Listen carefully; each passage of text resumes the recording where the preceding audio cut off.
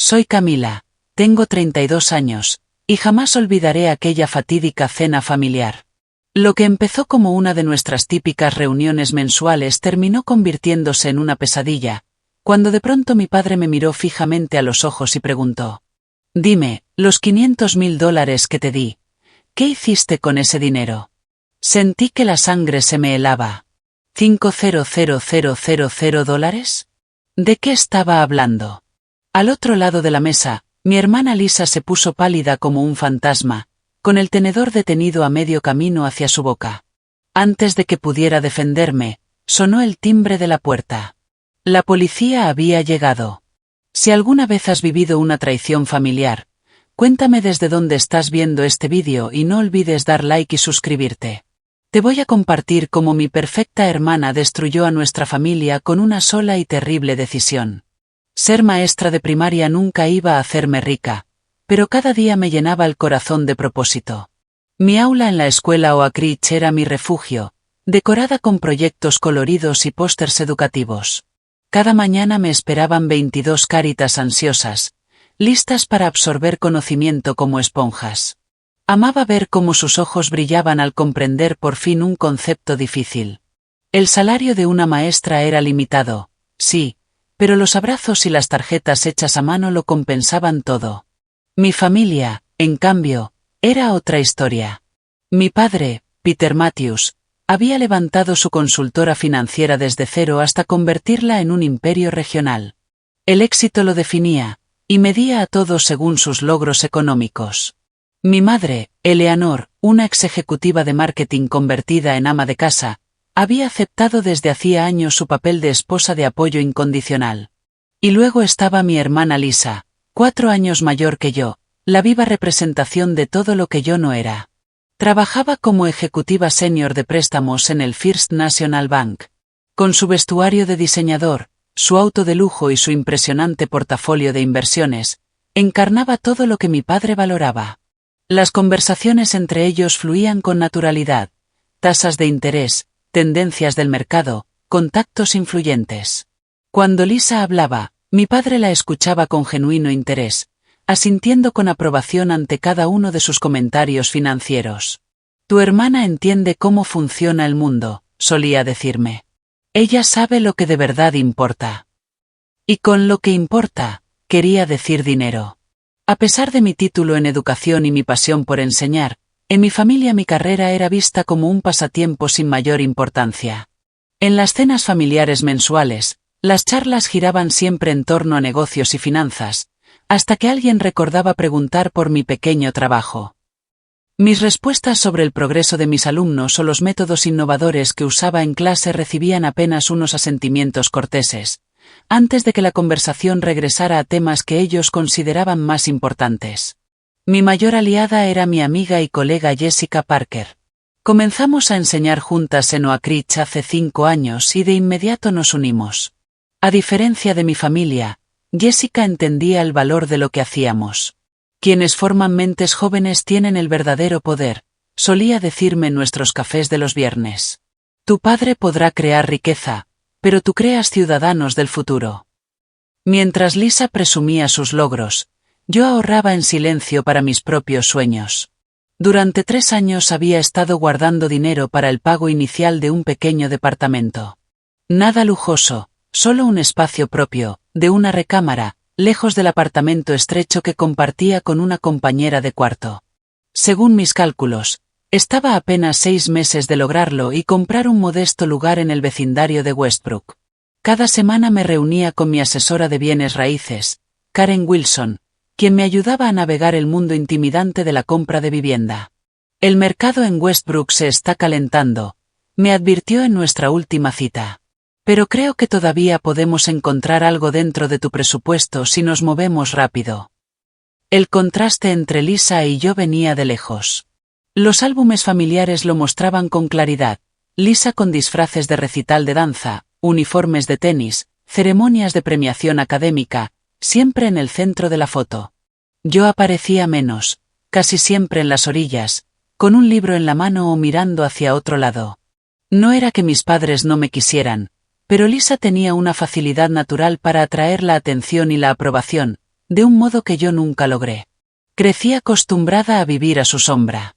Cuando ella fue nombrada valedictorian, yo estaba sentada entre mis padres radiantes de orgullo. Cuando se graduó de una universidad de la Ivy League en negocios, fui yo quien organizó la fiesta de celebración. Ella siempre era la estrella, y yo siempre quedaba como el elenco de apoyo.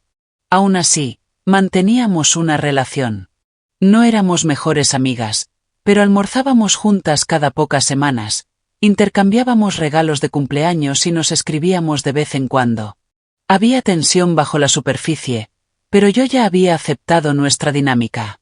Tenía a mis alumnos, mi plan de ahorros y mi independencia, aunque mi familia no supiera valorar nada de eso. Lo que no sabía era que ese frágil equilibrio familiar estaba a punto de romperse por completo. La primera señal de que algo andaba mal llegó durante nuestro almuerzo mensual en el Perkins Café, exactamente una semana antes de aquella cena fatídica. Lisa había elegido ese lugar de moda en el centro, famoso por sus precios exorbitantes y sus platos instagrameables. Yo había torcido el gesto al ver los precios del menú, pero no dije nada, consciente de que esta era la forma de Lisa de recordarme nuestras diferencias económicas. ¿Y cómo va el mundo de la banca?, pregunté mientras esperábamos la comida. Lisa parecía distraída, sus ojos se movían por el restaurante como si buscara a alguien. Bien, respondió con sequedad, jugueteando con su pulsera de plata. Solo estoy ocupada con unos clientes complicados. Su teléfono vibró sobre la mesa. Cuando miró la pantalla, su rostro palideció ligeramente antes de levantarse. Perdona, necesito atender esta llamada, dijo apresurada, dirigiéndose hacia los baños. Regresó 10 minutos después, visiblemente alterada. Ni siquiera su maquillaje perfectamente aplicado lograba ocultar las líneas de preocupación en su rostro. ¿Todo bien?, pregunté. Solo estrés del trabajo, respondió demasiado rápido. Nada de qué preocuparse. Esa misma tarde tuve que llevar unos documentos a la oficina de mi padre para mi madre, que estaba colaborando con un evento benéfico que él patrocinaba. Al acercarme al moderno edificio de cristal que albergaba la consultora Matthews, vi a Lisa salir a toda prisa por las puertas giratorias. La llamé, pero no me oyó o fingió no escucharme. Lo extraño era que era martes a las 2:30 de la tarde, una hora en la que Lisa debería estar en el banco, no en la oficina de nuestro padre. Entregué los documentos a la secretaria de mi padre y, con un tono casual, pregunté: ¿acabo de ver a mi hermana salir de aquí? La mujer pareció incómoda. La señorita Lisa ha estado viniendo con frecuencia este último mes. Pensé que usted lo sabía. 2 días después, mi padre me llamó con una voz inusualmente tensa. Camila, ¿tu madre te mencionó algo extraño sobre nuestros estados de cuenta del banco? La pregunta me tomó completamente desprevenida.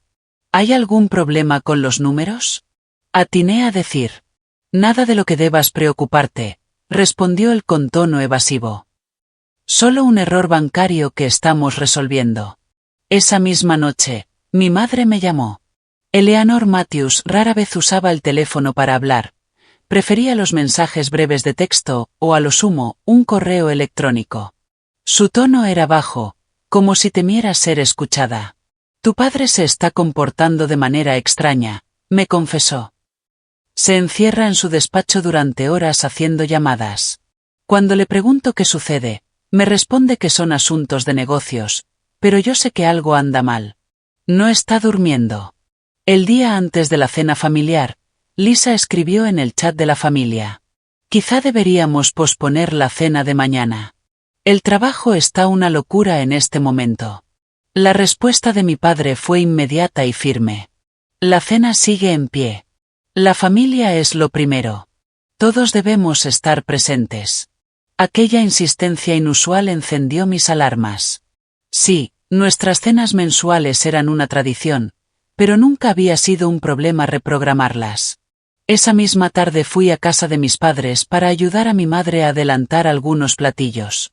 Mientras picaba verduras en la cocina, escuché voces alteradas provenientes del despacho de mi padre. La curiosidad pudo más, y me acerqué sigilosamente a la puerta entreabierta. Necesito que me digas la verdad ahora. La voz de mi padre era severa. Antes de que esto empeore. Ya te dije que no sé qué pasó. La voz de Lisa temblaba ligeramente. Quizás haya habido un error. ¿Un error? $500.000 no desaparecen por error, replicó mi padre, elevando la voz. Quiero respuestas mañana, con todos presentes. Me retiré apresuradamente a la cocina, con la mente a 1000 por hora. $500.000 desaparecido. Y de algún modo, Lisa estaba involucrada. Esa noche, al llegar a casa, no resistí la tentación de buscar en internet noticias sobre la empresa de mi padre. No encontré nada oficial, pero en un foro de negocios había un hilo que especulaba sobre irregularidades financieras en varias consultoras, con mención fugaz a Matthews Financial. Un usuario escribió: escuché de alguien interno que Matthews tiene problemas de liquidez. ¿Alguien sabe si es cierto? Mientras intentaba procesar todo aquello, me encontré en el supermercado con Walter Kingsley, uno de los socios de toda la vida de mi padre. Me saludó con una formalidad extraña, como si estuviera incómodo. Camila, ¿cómo estás? Preguntó rígido. Bien, Walter. ¿Y tú, cómo lo llevas? Mándale mis saludos a tu padre, contestó, claramente incómodo. Estos son tiempos difíciles. Antes de que pudiera preguntarle a qué se refería, se despidió apresuradamente, dejándome con más preguntas que respuestas. Para cuando llegué a casa, sentía un nudo de ansiedad en el estómago. Algo muy serio estaba ocurriendo en mi familia, y tenía la horrible sensación de que estaba a punto de quedar atrapada en medio de todo. El día de la cena familiar amaneció con nubes negras amenazando lluvia, reflejando a la perfección mi inquietud. Había gastado un dinero que en realidad no podía permitirme en una botella del whisky favorito de mi padre, envuelta en un elegante papel azul. A pesar de nuestra relación complicada, siempre intentaba mantener la paz con pequeños gestos como ese. Llegué media hora antes a la casa colonial de mis padres, con la esperanza de ayudar a mi madre en los preparativos finales. La casa estaba inusualmente silenciosa cuando entré con mi copia de la llave. ¿Mamá? Llamé, dejando mi bolso y el paquete con la botella sobre la mesa de la entrada. No hubo respuesta. Caminé por la casa hasta que escuché ruidos apagados provenientes del despacho de mi padre. La puerta estaba entreabierta, y a través de la rendija pude ver a Lisa rebuscando frenéticamente entre los cajones del escritorio. Lisa. Abrí la puerta de golpe. ¿Qué estás haciendo? Ella dio un salto, cerrando de golpe el cajón.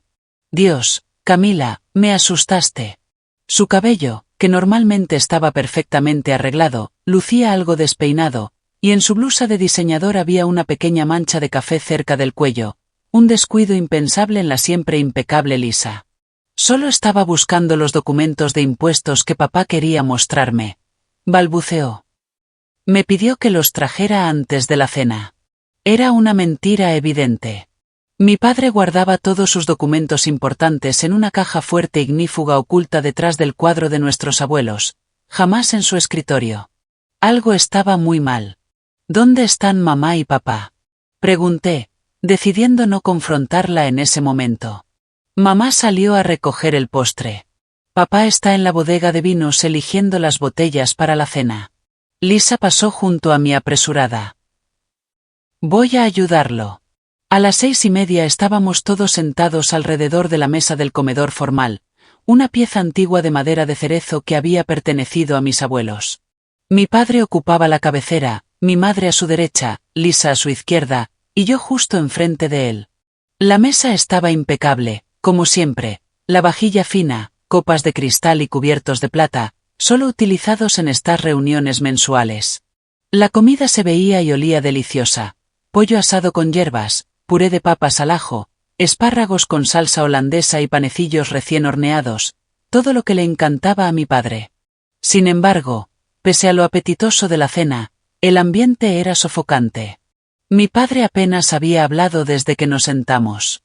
Mi madre no dejaba de servirse vino, y Lisa parecía sobresaltarse con cualquier ruido mínimo.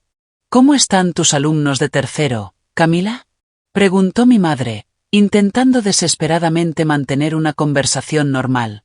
Le conté sobre nuestro último proyecto de ciencias, en el que los niños habían creado pequeños biomas en botellas recicladas de 2 litros.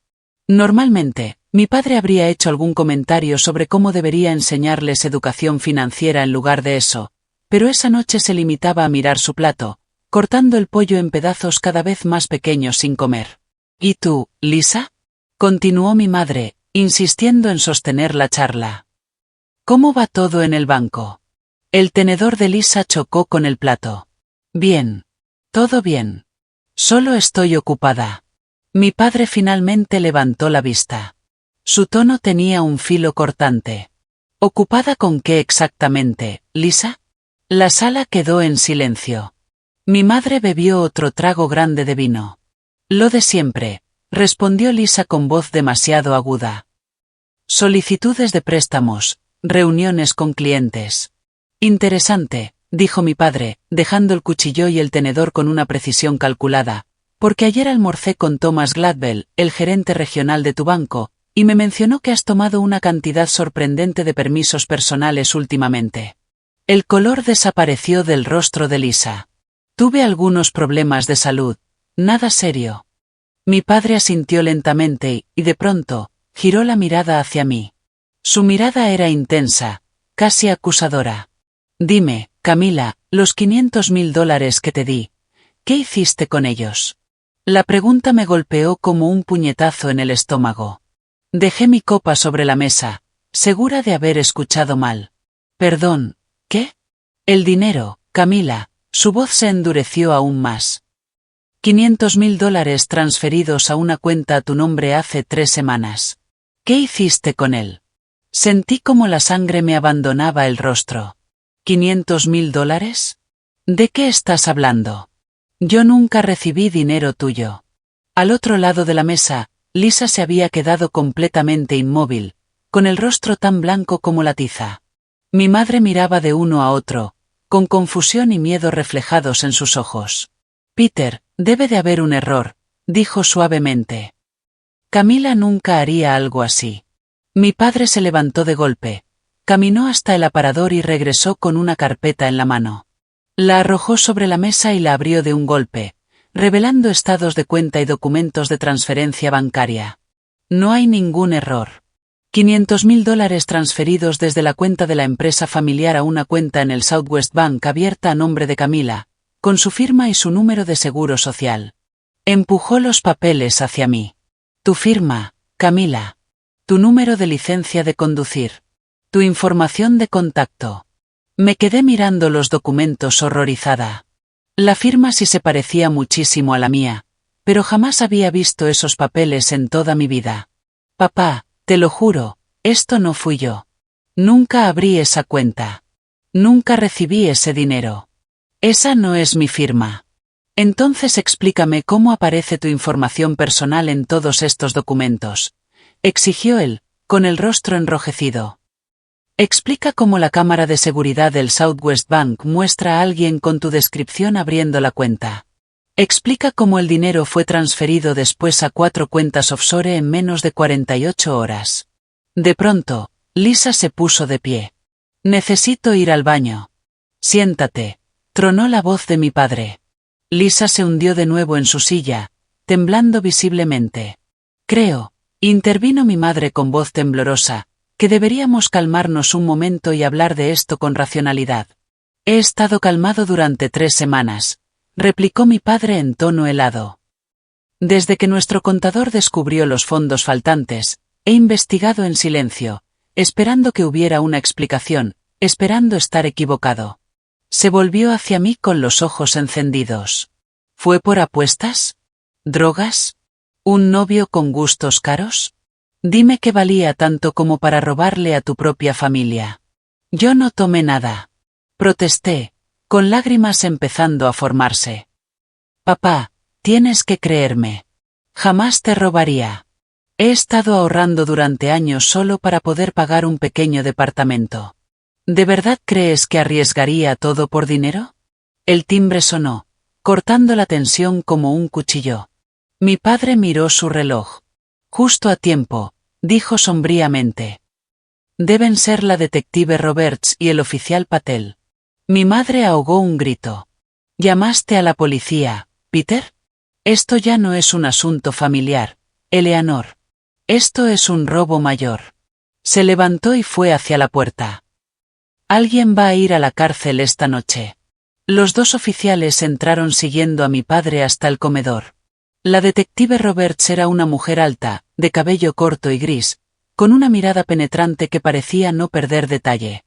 El oficial Patel, más joven y uniformado, permanecía ligeramente detrás de ella, libreta en mano.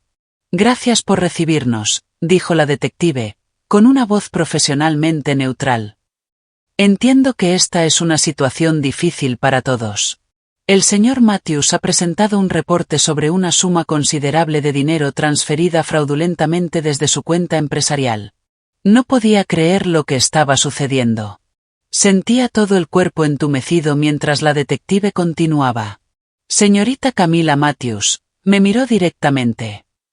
Con base en la evidencia que el señor Matthews ha proporcionado, incluyendo registros bancarios y grabaciones de seguridad, tenemos una orden de arresto en su contra por fraude y robo mayor. Esto es una locura, susurré, apenas audible.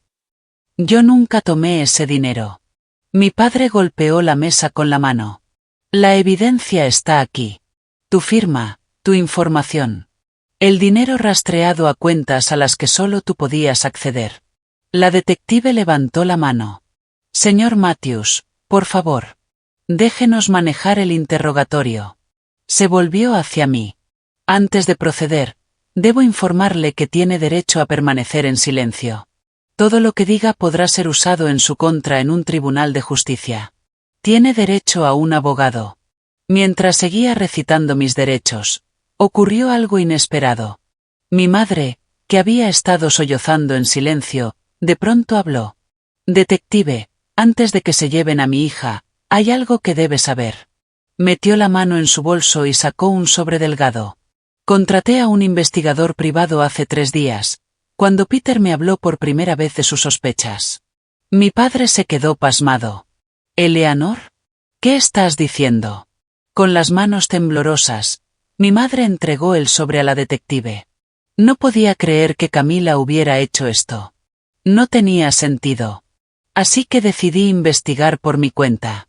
La detective Roberts abrió el sobre y examinó el contenido, su expresión cambiando sutilmente. Intercambió una mirada con el oficial Patel antes de dirigirse a mi padre. Señor Matthews, ¿nos entregó todas las grabaciones de seguridad del Southwest Bank? Mi padre frunció el ceño. Les di lo que el banco me entregó, las imágenes de alguien con la descripción de Camila abriendo la cuenta. Ya veo. La detective se volvió hacia Lisa, que ahora temblaba de pies a cabeza. Señorita Lisa Matthews, creo que necesitamos hacerle algunas preguntas a usted también. Los ojos de Lisa se movieron rápidamente hacia la puerta, como calculando si podría salir corriendo antes de que la detuvieran. Yo, no sé nada de esto, dijo, con la voz quebrada. La detective Roberts sacó una foto del sobre. Esta es una imagen más clara del sistema de seguridad del banco, mostrando a la persona que abrió la cuenta usando la identificación de Camila. Aunque hay cierto parecido entre ustedes, el software de reconocimiento facial confirma que es usted, Lisa Matthews, usando una peluca peinada como el cabello de su hermana. La sala quedó en un silencio sepulcral. Mi padre tomó la foto con manos temblorosas, mirándola con incredulidad. No es posible, susurró. Lisa nunca haría esto. La detective continuó. El investigador privado también descubrió información preocupante. Mostró otro documento. Lisa Matthews ha acumulado deudas significativas de juego en el Riverside Casino durante el último año, que superan los $300.000. También tiene 3 tarjetas de crédito al límite y 2 préstamos personales actualmente en mora. Me quedé mirando a mi hermana, atónita. Lisa, ¿es cierto? La compostura de mi hermana se derrumbó por completo. Se tapó la cara con las manos y comenzó a sollozar. No quería que llegara tan lejos. Empezó siendo poco, solo unos miles para cubrir algunas deudas. Pero siguió creciendo, y la gente del casino empezó a amenazarme. Y entonces Scott dijo que podía ayudarme. ¿Scott? Preguntó mi madre. ¿Quién es Scott? La detective revisó sus notas. Creo que se refiere a Scott Williams. Es conocido por la policía por estar involucrado en varios casos de fraude financiero, aunque nunca hemos tenido pruebas suficientes para acusarlo formalmente. Él dijo que sería un préstamo pequeño, continuó Lisa entre sollozos, solo lo suficiente para que el casino me dejara en paz. Pero luego quería más, y cuando no pude pagar, ideó este plan. Dijo que nadie saldría lastimado, que el dinero desaparecería en cuentas extranjeras donde la empresa de papá no podría rastrearlo. Él tenía todas las conexiones, sabía crear identificaciones falsas, falsificar firmas. ¿Y decidiste inculpar a tu propia hermana? Pregunté, con la voz hueca de incredulidad. Lisa no pudo mirarme a los ojos.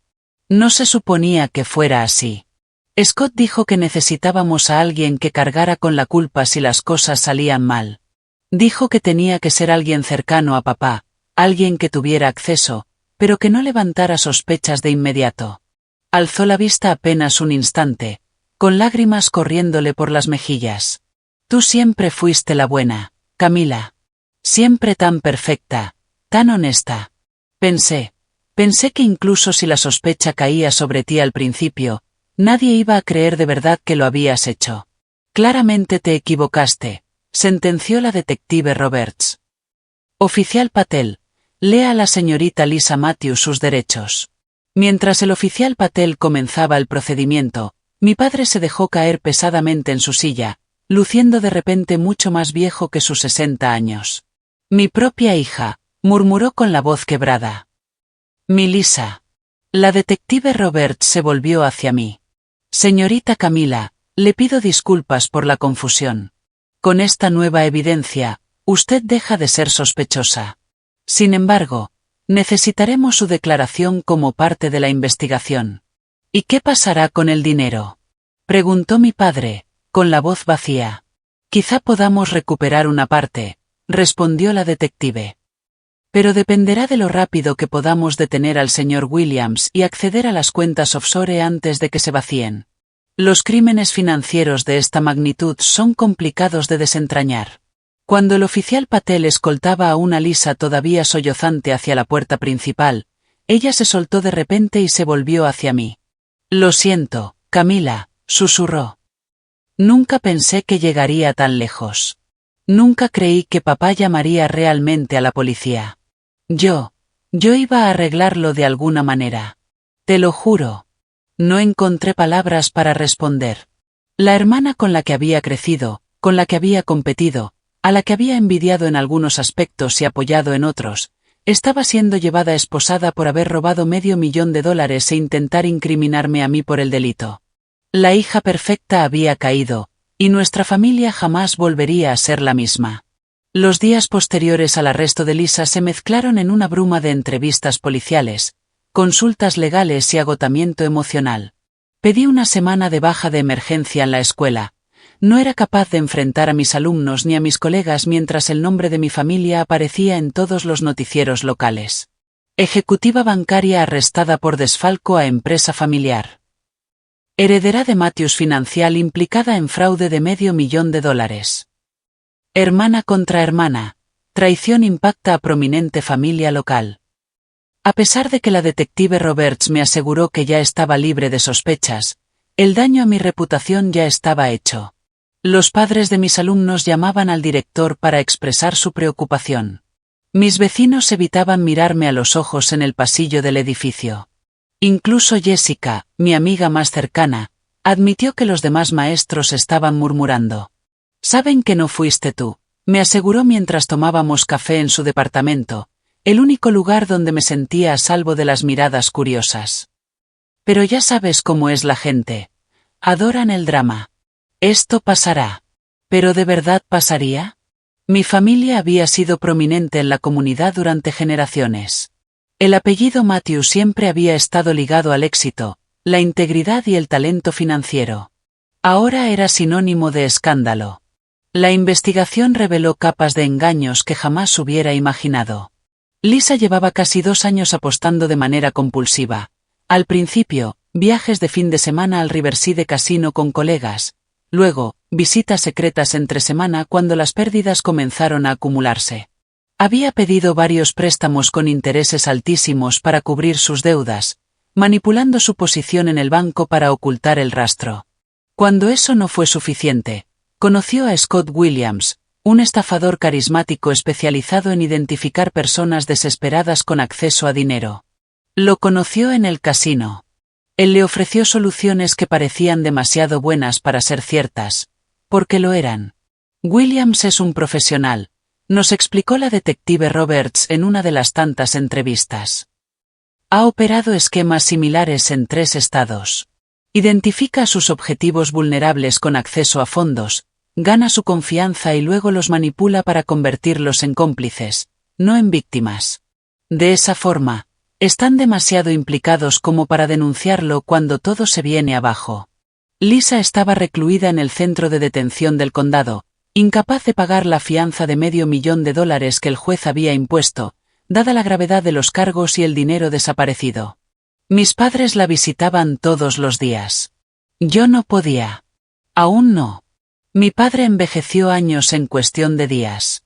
El hombre confiado, a veces arrogante, que había construido un imperio financiero, ahora caminaba como alguien cargando un peso imposible.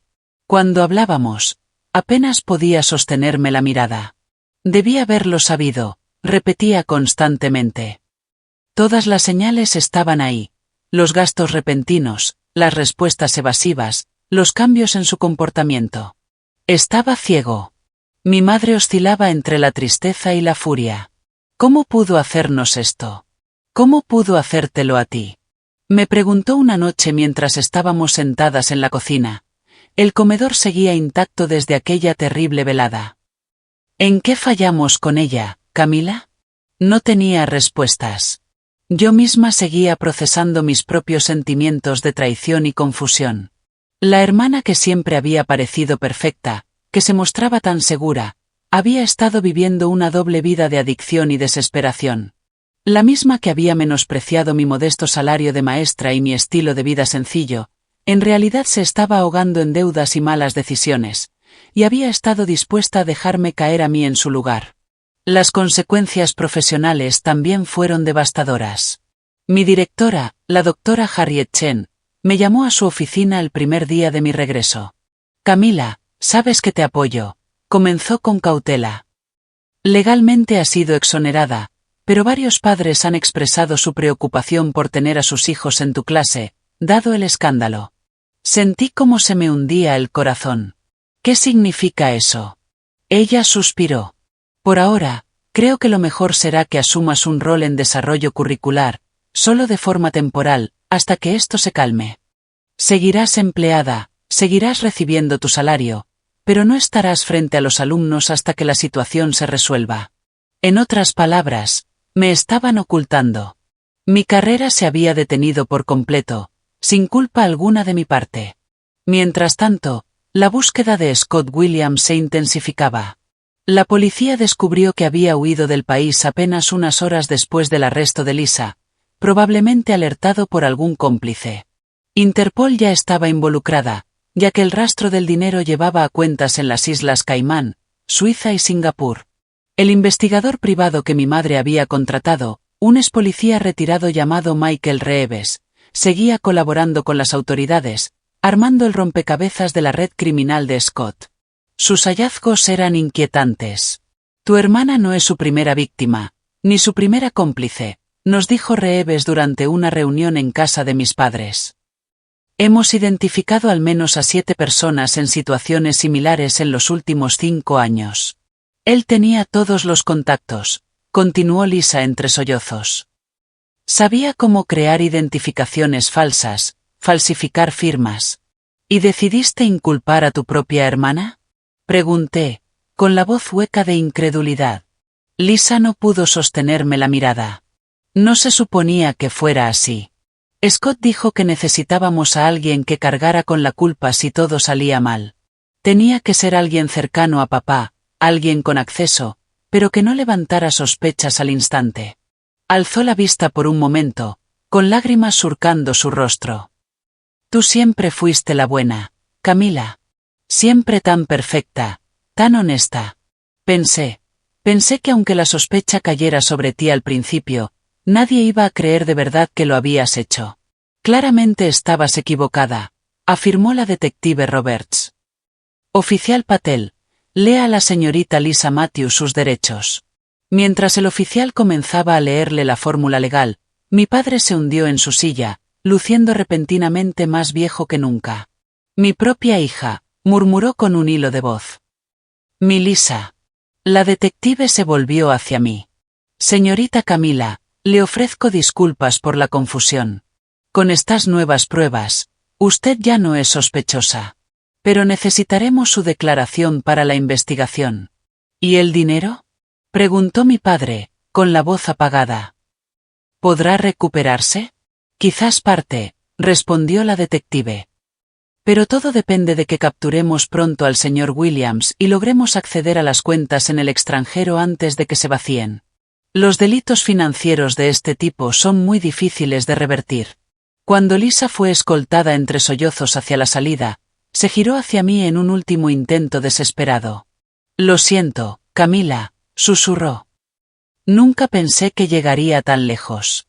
Nunca creí que papá llamaría a la policía. Iba a arreglarlo. Lo juro. No supe qué contestar. La hermana con la que había compartido toda mi vida estaba siendo llevada en esposas por robar $500,000 e intentar culparme a mí. La hija perfecta había caído, y nuestra familia nunca volvería a ser la misma. El investigador privado Reeves nos explicó después el modus operandi de Scott Williams. Por lo general, busca personas con problemas de apuestas que trabajen en instituciones financieras. Se gana su confianza, a veces con una relación romántica, otras como un supuesto mentor, y poco a poco las enreda en sus estafas. ¿Y podrán atraparlo? Preguntó mi madre. Reeves vaciló. Es posible, pero hombres como Williams son escurridizos. Tienen planes de escape, identidades falsas, reservas de dinero en efectivo ocultas donde ni los mejores contadores forenses pueden encontrarlas. Mientras avanzaba la investigación, recibí una carta inesperada en mi apartamento. No tenía remitente, pero reconocí de inmediato la letra en el sobre. Era de Lisa. Con manos temblorosas la abrí. Dentro había una confesión de 5 páginas escrita a mano. Contaba cómo había empezado a apostar para impresionar a sus colegas, cómo la emoción de ganar la enganchó y cómo pronto perdió el control. Describía el día que conoció a Scott en el bar del casino, después de una derrota devastadora. Al principio le pareció su salvación. Su relación evolucionó de consejero financiero a pareja sentimental, aunque ahora reconocía que todo había sido manipulación. Sé que quizás nunca me perdones, escribió casi al final. Y no te culparía. Pero debes saber que usar tu identidad no fue idea mía. Fue de Scott. Dijo que necesitábamos un plan de contingencia, alguien que cargara con la culpa si algo salía mal. Cuando te sugirió a ti, protesté al principio, pero siguió insistiendo, que nunca te pasaría nada de verdad, que papá te protegería, que solo era un seguro que nunca usaríamos. La carta terminaba con una advertencia que me heló la sangre. Ten cuidado, Camila. Scott sabe quién eres, y te culpa de que el plan se haya venido abajo. La protección policial no durará para siempre. Él guarda rencores y es más peligroso de lo que yo misma entendí, hasta que ya fue demasiado tarde. Inmediatamente llamé a la detective Roberts y le entregué la carta. Ella organizó patrullajes adicionales cerca de mi edificio y me aconsejó quedarme unos días con amigos o con mi familia. Esa noche, mientras preparaba una maleta para mudarme temporalmente a la casa de mis padres, recibí un mensaje de un número desconocido. ¿Crees que esto terminó? Apenas comienza. Nadie cruza a Scott Williams si sale caminando. Nadie. Pasé 2 semanas viviendo con miedo, sobresaltándome con cualquier sombra y durmiendo mal, hasta que tomé una decisión. No podía seguir siendo una víctima. No podía dejar que Scott Williams controlara mi vida desde donde quiera que se escondiera. Si las autoridades no podían atraparlo lo bastante rápido, tal vez yo podía ayudar a acelerar las cosas. ¿Quieres hacer qué? Exclamó Jessica al otro lado de su mesa de cocina, olvidándose de su café.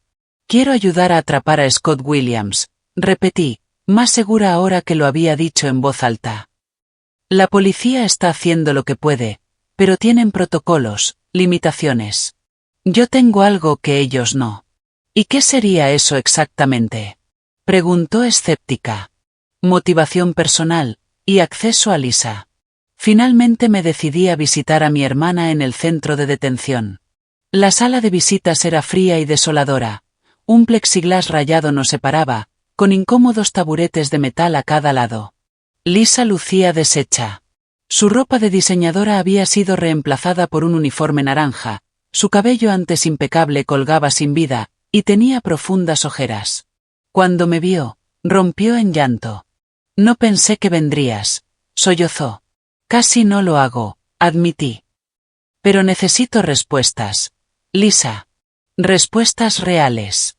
No lo que le dijiste a la policía ni lo que escribiste en la carta. Necesito entender cómo mi propia hermana pudo hacerme esto.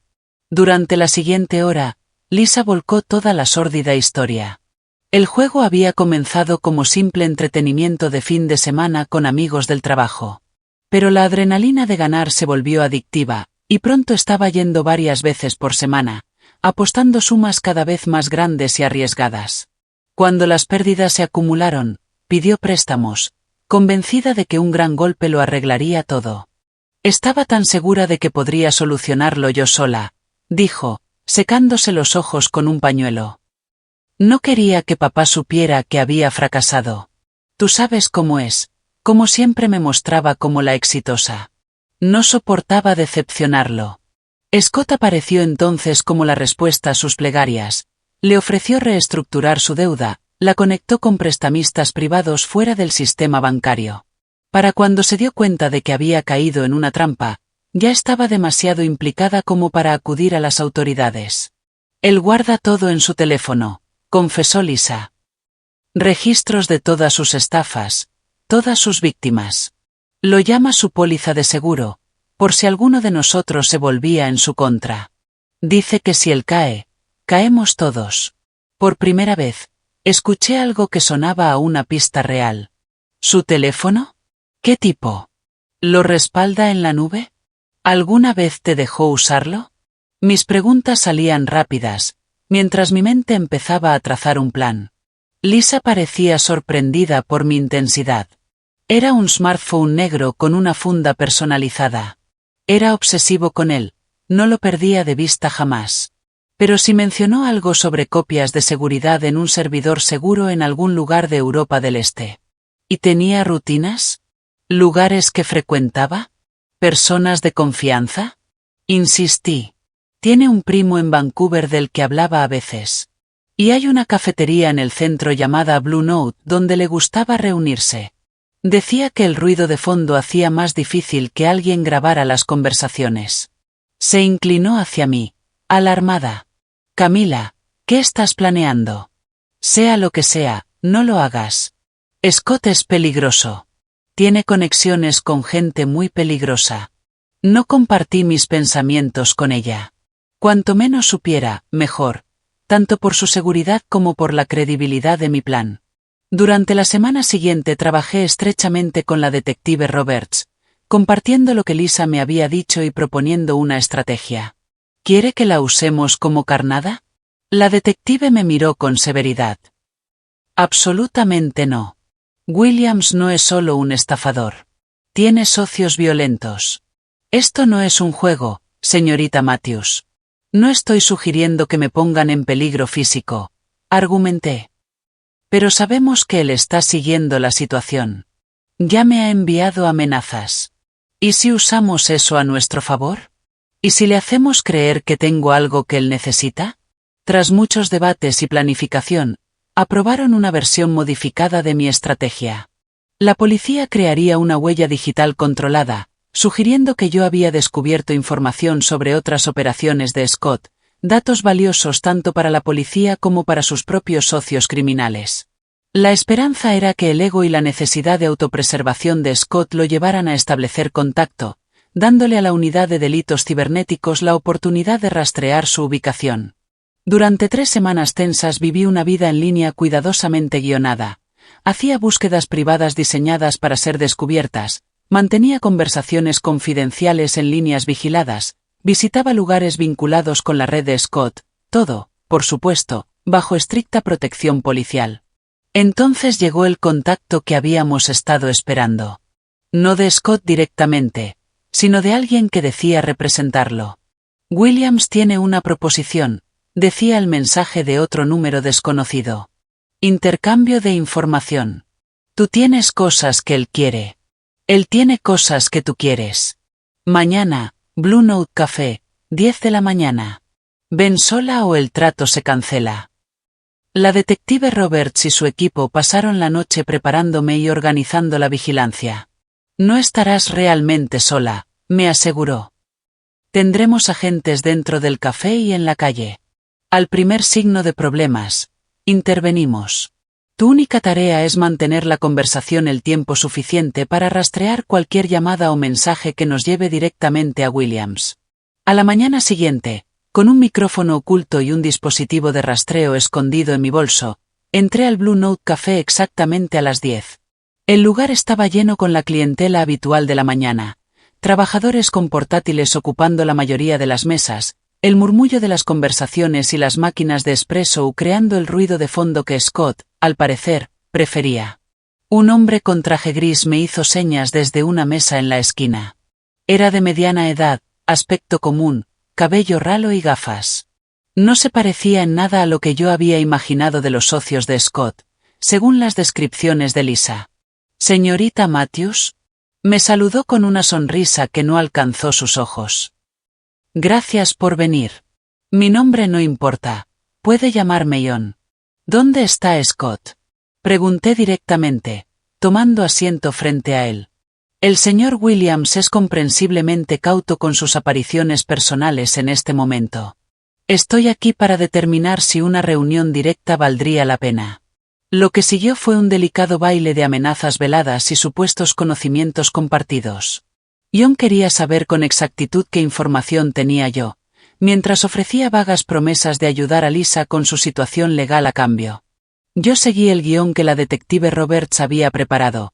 Insinué saber sobre las ubicaciones de los servidores de Scott y sobre otras víctimas, sin revelar que en realidad tenía muy poca información concreta. Después de 20 minutos, John pareció satisfecho. «Transmitiré tu posición al señor Williams. Si le interesa continuar esta conversación, recibirás nuevas instrucciones». Se marchó sin pedir nada, desapareciendo entre la multitud matutina. Momentos después, la detective Roberts se sentó a mi lado. «Lo tenemos», dijo en voz baja, y aunque mantenía el profesionalismo, la emoción se le notaba. El teléfono que usaba estaba conectado a una VPN, pero nuestro equipo técnico logró atravesarla. «Tenemos la ubicación de Williams, Vancouver, tal como tu hermana había sugerido. Las autoridades canadienses se están moviendo ahora mismo». 48 horas más tarde, Scott Williams estaba bajo custodia. Lo arrestaron en el lujoso apartamento de su primo. Le confiscaron el teléfono y la laptop, que contenían pruebas no solo de su plan con Lisa, sino también de numerosos fraudes cometidos en distintas jurisdicciones. Lo más importante para mi familia, esos datos permitieron rastrear la mayor parte de los $500,000 desaparecidos, gran parte de los cuales eventualmente sería recuperada. Cuando Lisa se enteró del arresto, aceptó cooperar plenamente con los fiscales a cambio de consideración en su sentencia. Su testimonio sería clave para desmantelar no solo a Scott, sino también a varios de sus socios en la red más amplia de lavado de dinero. Mi padre, que había estado prácticamente en silencio durante aquellas semanas difíciles, finalmente me llamó. «Camila», su voz estaba cargada de emoción. «La detective Roberts me contó lo que hiciste, cómo ayudaste a atrapar a ese hombre. No tengo palabras para expresar lo equivocado que estaba contigo. Lo siento tanto por haber dudado de ti. Fue lo más parecido a una disculpa que había recibido de él en toda mi vida. Y, de algún modo, pese a todo, me importó. Sigo siendo tu hija, papá», respondí simplemente. Eso no ha cambiado. Poco a poco, nuestra familia comenzó el doloroso proceso de sanar. Lisa fue finalmente condenada a 3 años de prisión, con posibilidad de libertad condicional a los 18 meses, debido a su cooperación y a que no tenía antecedentes penales. Mis padres la visitaban cada semana, tratando de aceptar esta nueva realidad en la que su hija perfecta había caído tan bajo. Yo, por mi parte, empecé a reconstruir mi vida pieza por pieza, más fuerte que antes. 6 meses después del arresto de Scott Williams, me encontraba de pie en la sala vacía de mi nuevo condominio, todavía asombrada de que fuera realmente mío. El lugar era pequeño pero luminoso, con grandes ventanales que daban a una calle arbolada en el vecindario de Westbrook. Mis muebles eran mínimos, en su mayoría piezas de segunda mano que Jessica me había ayudado a restaurar, pero el espacio se sentía como un verdadero hogar, de una manera que ningún otro sitio había logrado. El camino hasta ese momento había sido inesperadamente complicado. Aunque la mayoría de los fondos robados fueron recuperados, el proceso legal fue lento. Mi padre, en un gesto que sorprendió a todos, me dio parte de sus propios ahorros para completar el pago inicial. Considéralo una inversión en tu futuro, dijo con brusquedad, incómodo con la carga emocional del momento. Y quizá una pequeña forma de compensar lo que sufriste por culpa de nuestra familia. Mis sesiones semanales de terapia con la doctora Sofía Álvarez se habían convertido en un pilar de mi proceso de sanación. Al principio dudaba en buscar ayuda, pero pronto empecé a esperar nuestras conversaciones, que me ayudaban a procesar no solo el trauma reciente, sino también las dinámicas familiares de toda una vida que habían contribuido a ello. Lo que viviste no fue solo la traición de tu hermana, me explicó la doctora Álvarez en una de las sesiones más reveladoras. Fue el colapso de una mitología familiar construida durante décadas, la hija perfecta y exitosa frente a la hija común, menos valorada. Cuando esa narrativa se rompió, obligó a todos, incluida tú, a replantearse su lugar y su propósito. Mi relación con mis padres se transformó de maneras inesperadas. Mi padre, humillado por no haber visto lo que ocurría con Lisa y por haberme acusado injustamente, empezó a hacer verdaderos esfuerzos por comprender mi vida y mis elecciones. Asistió a la noche de puertas abiertas de mi escuela, escuchó con atención mientras le explicaba mi filosofía de enseñanza y mis metas para mis alumnos. Por primera vez, pareció reconocer que el éxito podía medirse en algo más que dinero. Mi madre, por su parte, había encontrado nuevamente su voz. Tras décadas de cederle todas las decisiones importantes a mi padre, Eleanor Matthews se levantó durante la crisis de una manera que ninguno esperábamos. Ella contrató al investigador privado que destapó la verdad sobre Lisa, insistió en mantener el contacto con mi hermana pese a la vergüenza y el dolor, y terminó siendo el ancla emocional que evitó que nuestra familia se desintegrara por completo. Pasé demasiados años siendo definida por el éxito de tu padre y los logros de tu hermana, me confesó un día en el almuerzo. Cuando todo se vino abajo, me di cuenta de que yo también tenía mi propia fuerza. Nunca antes había tenido razones para usar esa fuerza, reflexionó mi madre aquel día. En cuanto a Lisa, nuestra relación seguía siendo complicada. La visitaba en prisión una vez al mes, y nuestras conversaciones, al principio tensas e incómodas, poco a poco fueron transformándose en algo más honesto. Ella participaba en programas contra la adicción al juego y en cursos de responsabilidad financiera, trabajando hacia un futuro muy distinto al de su vida anterior. Siempre te envidié, ¿sabes? Me confesó en una de esas visitas, sorprendiéndome. Tu claridad de propósito, tu manera de estar satisfecha con tus elecciones. Yo siempre estaba persiguiendo el siguiente ascenso, el siguiente símbolo de estatus, tratando de llenar un vacío que ni siquiera sabía nombrar. Yo también te envidiaba a ti, admití. La facilidad con la que ganabas la aprobación de papá, tu seguridad, tu aparente éxito. Aparente es la palabra clave, respondió con una sonrisa triste. Nada de eso era real. Me estaba ahogando y fui demasiado orgullosa para pedir ayuda. Con la compensación proveniente de los fondos recuperados y el aporte de mi padre, había logrado finalmente mi sueño de tener una casa propia. Pero, más importante aún, había regresado a la enseñanza. La junta escolar me reinstaló en mi aula después de que una revisión formal despejara completamente mi nombre. Canalicé mi experiencia en la creación de un nuevo programa de educación financiera para niños de primaria, enseñando conceptos básicos sobre el dinero, el ahorro y la toma de decisiones responsables de una forma adaptada a su edad. El programa tuvo tanto éxito que otras escuelas del distrito comenzaron a adoptarlo, y fui invitada a presentar la metodología en una conferencia educativa. Cuando se lo conté a mi padre durante nuestra llamada semanal, su respuesta me arrancó lágrimas. Eso, Camila, dijo con calidez, es el tipo de innovación financiera de la que realmente puedo estar orgulloso. El desarrollo más inesperado llegó un martes lluvioso por la tarde, cuando recibí un pequeño paquete en la escuela. Dentro había un llavero plateado sencillo, con un dije en forma de casa, y una nota escrita a mano por mi padre. Para nuevos comienzos y puertas que se abren hacia mejores lugares. Lamento haber tardado tanto en ver tu verdadero valor. Con cariño, papá. Esa noche, mientras acomodaba libros en mis nuevos estantes y colocaba fotografías en el corcho de mi estudio, reflexioné sobre el extraño y doloroso camino que me había traído hasta allí. Un recorrido que comenzó con traición y acusación, pero que, de algún modo, había terminado revelando una autenticidad y una verdad más profundas de las que mi familia había conocido jamás. El fin de semana siguiente, mis padres vinieron a cenar a mi nuevo hogar, la primera de lo que pronto se convertiría en una nueva tradición mensual, reemplazando las cenas formales del pasado. Sentados alrededor de mi pequeña mesa, comiendo pasta con la receta de mi abuela, la conversación fluyó de manera más natural que nunca. Por los nuevos comienzos, brindó mi padre, levantando su vaso de agua, pues había dejado el alcohol como parte de sus propios cambios personales.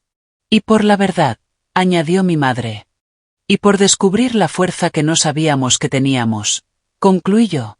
Más tarde, cuando se fueron, me quedé de pie en mi pequeño balcón, contemplando el cielo nocturno y sintiendo una paz que había estado ausente demasiado tiempo. La mitología familiar se había roto dolorosamente, pero con sus fragmentos estábamos construyendo algo nuevo, algo real. Si algo aprendí de todo este proceso es que la verdad, por dolorosa que sea, siempre resulta menos destructiva que la mentira más cómoda. La traición de mi hermana casi destruyó a nuestra familia, pero al obligarnos a enfrentar la realidad, en última instancia nos dio la oportunidad de una conexión genuina.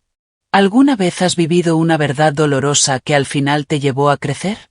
Me encantaría leer tu historia en los comentarios. Y si encontraste valor en mi experiencia, por favor dale me gusta a este vídeo y suscríbete a mi canal para más relatos reales y lecciones aprendidas. Comparte este vídeo con alguien que esté lidiando con dinámicas familiares complicadas o con una traición. Recuerda, la sanación es posible, incluso desde las heridas más profundas, y a veces el camino hacia adelante comienza enfrentando las verdades más difíciles. Gracias por escuchar mi historia. Te deseo valor en tu propio camino de descubrimiento.